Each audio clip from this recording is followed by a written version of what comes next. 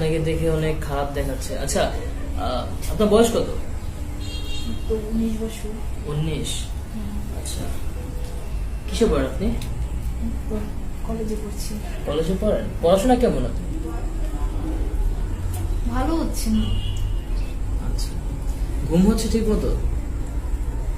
মাঝে মাঝে খুব হঠাৎ হঠাৎ জেগে উঠছে। আগে যেভাবে আমি ঘুমাতে পারতাম, হঠাৎ হঠাৎ জেগে যাই। আমি আগে হয়তো 6টায় উঠতাম, এখন কেন 4টায় 3টায় হঠাৎ হঠাৎ জেগে যাই। আমার ঘুম হয় না ঠিক মতো। আচ্ছা, খাওয়া দাওয়া? আগে আমি খুব খেতে পারতাম, অনেক খাবার খেতাম। এখন আমি তেমন খেতে পারি না। আমার মা যখন আমাকে খাবার দেয় প্লেটে, আমি দুটো খেলেই আমার আর খাওয়া শেষ। আচ্ছা, আপনার বাবা মা কি একসাথে থাকে? না, বর্তমানে একজন ঘরে থাকে আর একজন দূরে কাজ করে। আচ্ছা আচ্ছা আচ্ছা।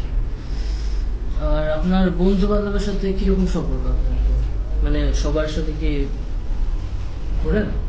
আমি আগে খুব ঘুরতাম, খুব মিশতাম, কিন্তু আমি এই 2 সপ্তাহ যাবো তেমন ঘুরতেও পারছি না, মিশতেও পারছি না। আমার সব কিছু কেমন যেন বিরক্ত লাগে। আমার ঘরেই ভালো লাগে।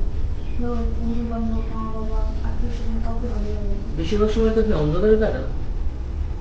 হ্যাঁ, আমি অন্ধকারেই কাটাই। আমার আমার কেন যেন আলো অন্য জিনিস আমার ভালো লাগে। একা থাকতে আমার কেন যেন ভালো লাগে। আচ্ছা, আমি যেটা বুঝলাম সেটা হচ্ছে আপনি খুবই ডিপ্রেশনে ভুগতেছেন এবং এটা খুবই ভয়াবহ একটা জিনিস। আর আপনি এক কাজ করেন, আমি কিছু টেস্ট দিই, টেস্টটা করে আপনি আবার আসেন, ঠিক আছে? ওকে, আল্লাহ হাফিজ। রিপোর্টগুলো আমি পেয়েছি এবং রিপোর্টগুলোর মধ্যে তেমন একটা খারাপ সমস্যা নেই। আর ব্যাপারটা হচ্ছে আপনি ডিপ্রেশনে ভুগতেছেন, আপনার রিসেন্টলি আপনার কিছু ঘটনা ভেবে আপনাকে অনেক আতঙ্কিত করছে।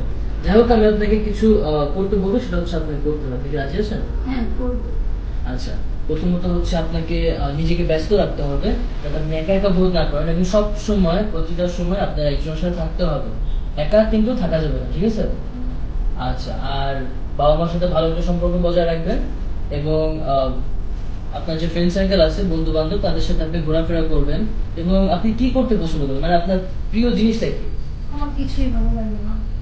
আচ্ছা আচ্ছা, আপনি আগে কি পছন্দ করতেন? লাইক মানে আছে না, অনেকে গাড়ি চালাতে পছন্দ করে, ঘুরতে পছন্দ করে, আপনার কি পছন্দ ছিল আগে ছিল?